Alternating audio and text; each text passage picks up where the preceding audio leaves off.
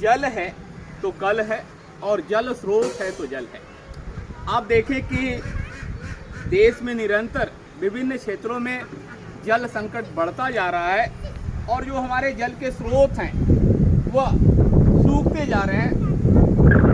और हम लोग आधुनिकता के दौर में अपने देश को या भिन्न भिन्न क्षेत्रों को फ्रांस, स्पेन, ब्रिटेन बनाते जा रहे हैं, मगर उन क्षेत्रों में आप देखें कि जल की क्या समस्या है और किस प्रकार वहाँ जल संकट बढ़ता जा रहा है। अगर हम लोग फ्रांस की बात करें तो 100 से अधिक ऐसे शहर हैं जहाँ शायद जल संकट गंभीर समस्या बनी हुई है। इसी तरह स्पेन में हम देखें तो जो वहाँ के जल स्रोत हैं, जो जीवन का आधार है जल, उनके पास आप देखें तो मात्र पीने के लिए 40% जल ही बचा हुआ है। इसके अतिरिक्त हम देखें अगर इटली की बात करें तो 70 साल में पहली बार ऐसा हुआ है कि वहाँ सूखा की स्थिति है और जो उनके जल स्रोत हैं वह भी निरंतर सूखते जा रहे हैं। जो ब्रिटेन कभी पूरे विश्व में उसका सूरज नहीं डूबता था, आज वहाँ की स्थिति यह है कि उनके जल और जो मुख्य नदी है टेम्स नदी, वो आप देखें तो उनके जल स्तर घटते जा रहे हैं।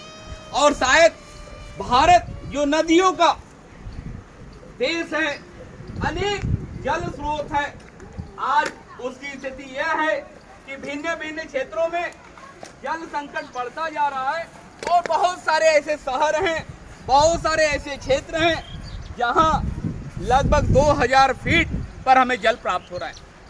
आप देखें ये यूप सरोवर जिसे हम लोग सोना तालाब के नाम से जानते हैं, इसकी महत्ता यह है कि इन क्षेत्रों से जो तीर्थयात्री गुजरते थे, जो 5 कोस यात्रा करते हैं, वो लोग यहाँ पर स्नान ध्यान करते थे, पूजा पाठ करते थे और शायद उद्देश्य यह था कि उन्हें फल की प्राप्ति हो और ये तभी संभव होता था जब आप इस तालाब में स्नान करते थे।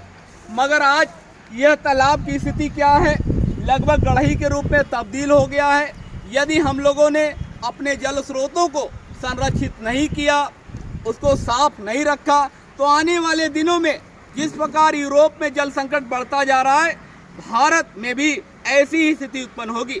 आप देखें कि पूरा आषाढ़ बीत गया है, बारिश नगण्य है, सावन लगभग समाप्त होने के कगार पे है, बारिश नगण्य है। हमारे जो जल के स्रोत हैं, जो बरसाती जलों से भरे जाते थे, मगर बारिश ही नहीं हो रही है, तो क्या ये भरे जाएंगे?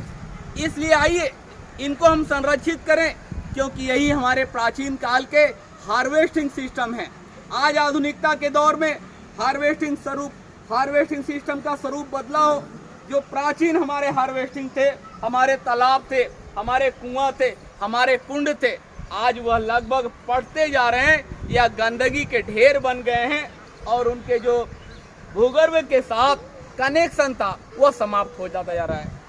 क्या इसकी जिम्मेदारी केवल सरकार की है? क्या हमारी आपकी कोई जिम्मेदारी नहीं है?